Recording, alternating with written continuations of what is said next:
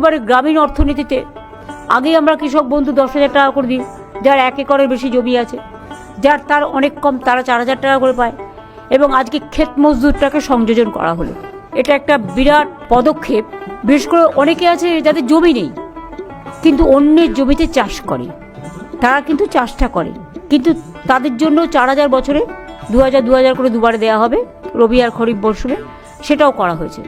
এছাড়া অনেক গরিব চাষি আছে যারা পাম্পে করে জল তোলে বা ধরুন নলকূপে জল তোলে।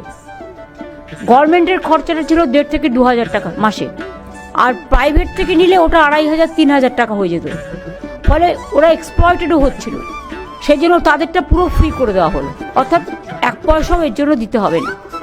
এটা একটা চাষি ভাই বোনেদের কাছে, এবং বিশেষ করে যারা গরিব চাষি, যারা পারে না জোগাড় করতে, তাদের জন্য একটা বড় পদক্ষেপ।